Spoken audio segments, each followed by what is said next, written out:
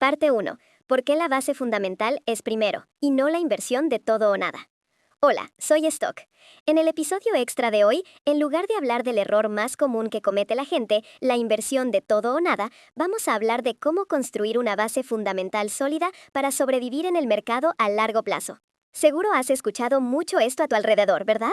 Oye, salió información sobre esta acción, hay que apostar todo. Si esto sube, tu vida cambia. Si no entras ahora, eres un tonto. Decir esto suena muy seguro y a quien lo escucha le resulta muy tentador. Pero, sinceramente, esto se acerca más a una apuesta que a una inversión, porque con un solo error, todo tu capital puede desmoronarse. Es como jugar un juego donde no tienes varias oportunidades, sino un juego que puede terminar en un solo movimiento. Por eso, los verdaderos expertos nunca empiezan con una inversión de todo o nada. Lo primero que hacen es solo una cosa: construir su base fundamental. Entonces, ¿qué es la base fundamental? Stock la define así: crear la estructura de tu portafolio con acciones de valor infravaloradas más acciones con dividendos más acciones defensivas. Un punto clave a modificar aquí: cuando compramos acciones defensivas, de valor o con dividendos, no las compramos con un 20 o 25% de nuestro capital desde el principio, sino que siempre empezamos con un 10% de peso. ¿Por qué el 10%? Porque es la unidad mínima para poder promediar a la baja si luego cae. Primero entras con un 10% y si ganas más confianza, puedes subir a 15, 20, así, de forma gradual. Pero, por el contrario, si llenas por completo tu portafolio con un 30-40% desde el principio, no podrás hacer nada cuando el precio de la acción baje, solo podrás observar.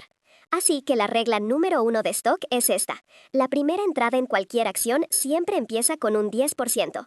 Esto aplica a las acciones de valor, a las acciones con dividendos y a las acciones defensivas. La base para todas es un 10% para empezar. Bien, ahora, entonces, ¿compro cualquier acción de valor con dividendos o defensiva? Absolutamente no.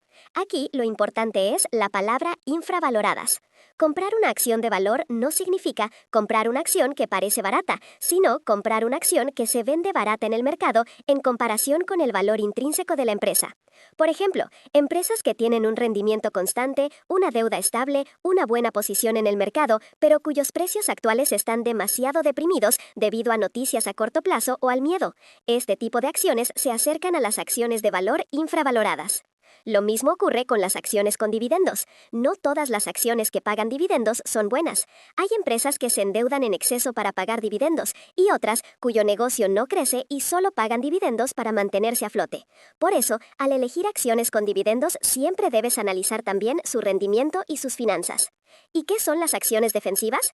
Son empresas que resisten incluso cuando la economía empeora. Por ejemplo, aquellas relacionadas con las necesidades básicas, la salud, los productos de primera necesidad. No son acciones de crecimiento sensibles al ciclo económico, pero actúan como amortiguadores en el portafolio. Por eso, Stock dice esto cuando se empieza a invertir en bolsa: no inviertas todo tu capital en acciones tecnológicas de alto crecimiento o muy volátiles desde el principio, sino que construye primero la estructura básica dividida en un 10% para acciones de valor infravaloradas, más acciones con dividendos, más acciones defensivas. Por ejemplo, con 3 acciones de valor, 2 acciones con dividendos y 2 acciones defensivas, si empiezas con solo el 10% en cada una, ya tienes el 70% del portafolio cubierto, ¿verdad? El 30% restante lo dejas como efectivo o para activos de oportunidad.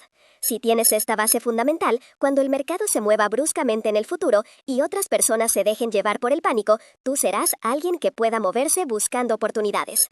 Hasta aquí la fase 1, el verdadero significado de construir la base fundamental.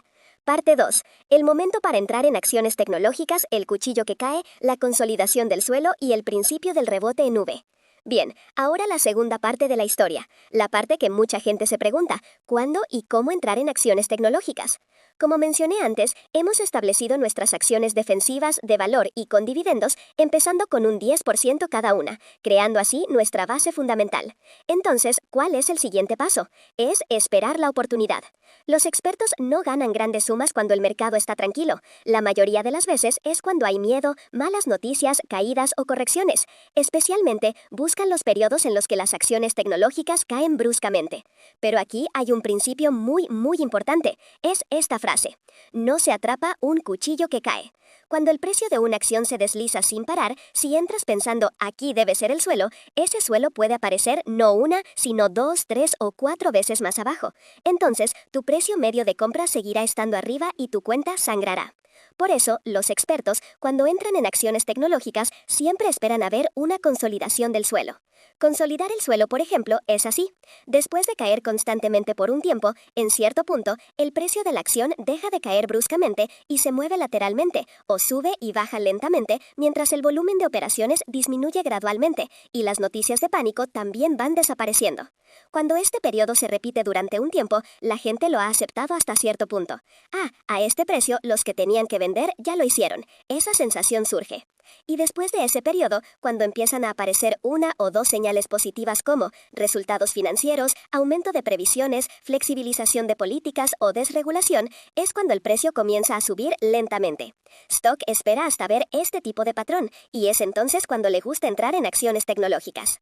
Si, después de una caída, el precio de la acción sube directamente con un rebote en V, sin un periodo de consolidación, es mejor pensar que esa no es mi acción.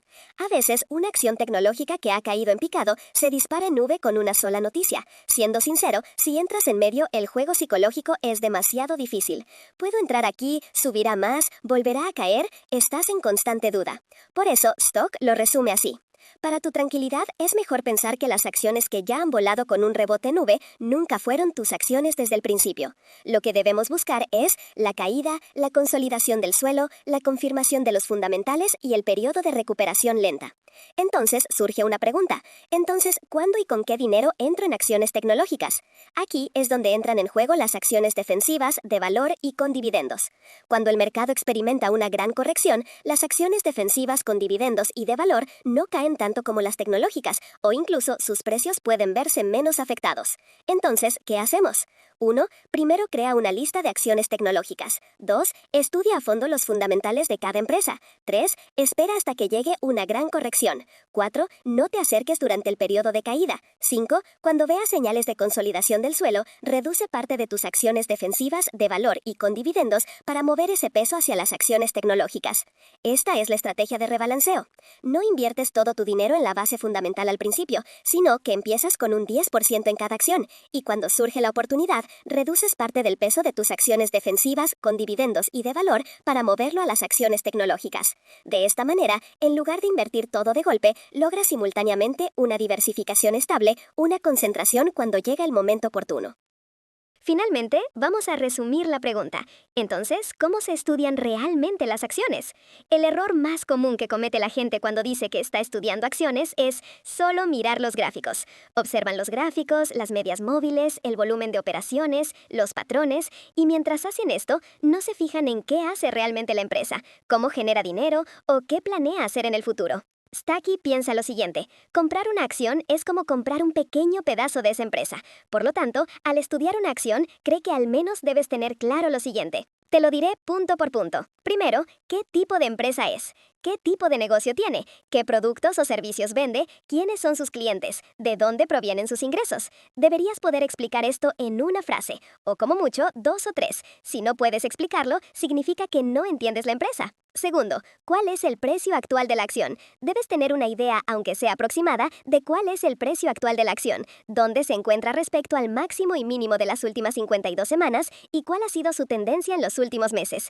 No debes fiarte solo de comentarios como dicen que está barata, dicen que está cara. Tercero, la proyección de precio y beneficios para 2025 o 2026. Aunque no se puede predecir con exactitud, puedes consultar la dirección general que los analistas y los informes están viendo para el crecimiento de ventas, crecimiento de beneficios y el precio objetivo. Lo importante no es un número específico, sino la dirección. ¿Se espera que esta empresa crezca más en el futuro o se considera que está estancada? Cuarto, la estructura financiera y la deuda. Se trata de ver si la empresa tiene mucha deuda, si tiene mucho efectivo, si puede cubrir los gastos de intereses y si tiene una buena solidez financiera. Especialmente cuando los tipos de interés son altos, tener demasiada deuda puede ser una carga pesada. Por eso, incluso al invertir en acciones tecnológicas, es fundamental revisar la estructura de la deuda. Quinto, la evaluación de los analistas, los resultados recientes, la llamada de resultados, earnings call, y el resumen de las proyecciones. Los analistas no siempre aciertan, pero sus evaluaciones son útiles como referencia para saber cómo ve el mercado. Puedes percibir el ambiente con solo ver los títulos de los informes. Si los precios objetivo están subiendo constantemente, cliente o si están bajando en fila. En la llamada de resultados después del anuncio de ganancias, la dirección suele decir cosas como: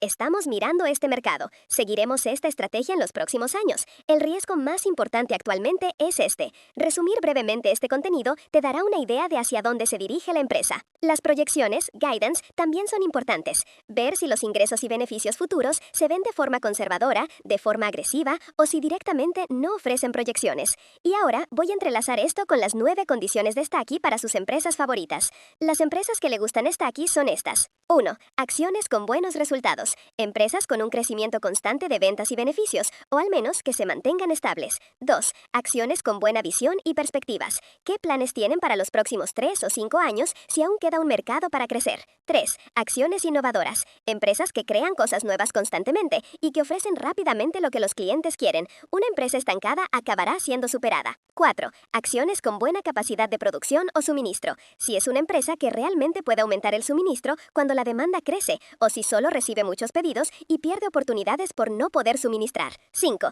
Empresas líderes en su sector o cercanas al monopolio o oligopolio. Si hay demasiados competidores y no se sabe quién es el líder, es fácil que se convierta en una guerra de márgenes. Por el contrario, si es un mercado donde solo sobreviven el primero o las pocas empresas principales, es ventajoso a largo plazo. 6. Si el CEO es una persona adecuada, no alguien que solo habla bonito, sino alguien con capacidad de ejecución, honesto con los accionistas y que asume la responsabilidad en tiempos de crisis. Las llamadas de resultados, entrevistas y su trayectoria pasada suelen dar una idea. 7. ¿Cuáles son los riesgos de esta empresa? Toda inversión conlleva riesgos. Riesgos regulatorios, tecnológicos, de competencia, de tipo de cambio, de tipo de interés, etc. Al menos una vez debes imaginar cuál es el escenario en el que esta empresa podría quebrar. 8. Si es un tipo de acción que también se tambalea fuertemente cuando el Nasdaq o el mercado en general sufren una corrección. Es útil saber si es una acción sensible al mercado general o si tiene una correlación baja. 9. Empresas muy afectadas por cuestiones arancelarias, comerciales o políticas. Se trata de ver si tiene un alto porcentaje de exportaciones, si sus ventas se concentran en un país específico